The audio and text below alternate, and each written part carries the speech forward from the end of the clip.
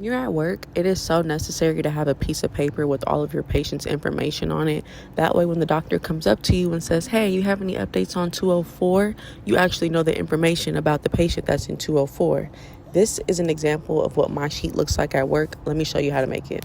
So the amount of boxes that you make on your sheet are going to be dependent on how many patients you have. So if you have 10 patients, I would just make 6 boxes on one sheet and then 4 boxes on the other sheet. If you got 4 patients, you can make 4 boxes and each box will be for one patient. You can make them however big or small you like.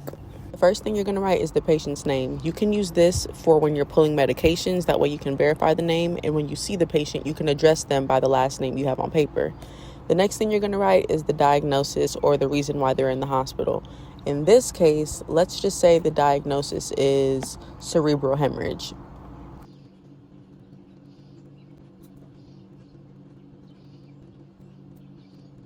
Okay, now underneath the diagnosis, you're going to write down the type of airway that the patient is using. If they're not on any sort of oxygen, you will just write room air. But they could be on a nasal cannula, high flow nasal cannula, non-rebreather, simple mask, ET tube, or a trach. There's so many types of airway devices that you'll see in your hospital. No matter what they're on, make sure that you write it down. Now, this is when you're going to write the breathing treatment that they're on. If they're getting some sort of treatment, make sure that you write the name of the medication right here and the time that the medication is due. This is so helpful when you're out on the floor, you've been given treatments all afternoon, and you may have forgotten whether you gave a treatment or not. When you see this box right here, this is for you to know whether or not you gave it. Make an X in the box as soon as you give the treatment. That way you know that you gave that treatment. Underneath the treatment, you're going to write the oxygen/settings. This is where you're going to write down how much FiO2 the patient is on, if they're on some sort of oxygen device or the liter per minute flow. If they're on a ventilator or some type of machine, you're going to write the settings that they're on. In this example, the patient is on ACVC. They're on a vent. The rate is 18. The tidal volume is 400, 30% FiO2, and a PEEP of 5.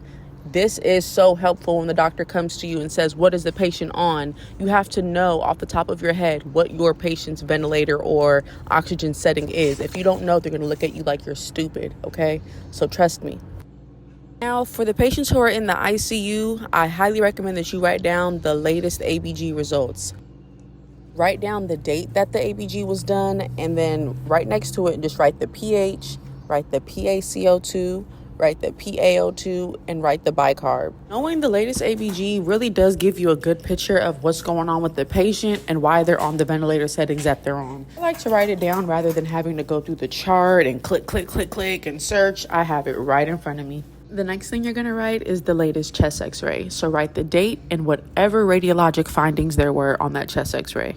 You are the person in charge of everything pulmonary when it comes to the patient. So why not know what's going on inside their lungs? The chest x-ray is going to tell you if there's any fluid, any secretions, any enlargements, any deflation, any hyperinflation.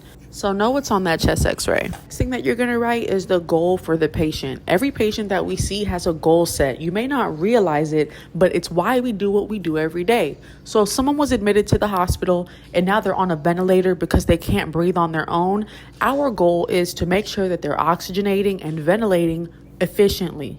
It may be to wean a patient off of their ventilator if they've been on the vent for too long. For some patients, it's to see if we can get them to a point where they're no longer wheezing or they're no longer in distress. So think about your patient, look at the bigger picture, and after you get all of this information, that's when you can clearly think about what is the goal for this patient and what am I going to do to achieve that goal. Then when you're done writing all of that, you're going to notice that there's some space right below. In this space, I like to use it as anything that is worth noting about the patient. If I see them and there's something out of the ordinary, I'll write it here. Like thick, creamy, white secretions, that's not normal, so I'll write it.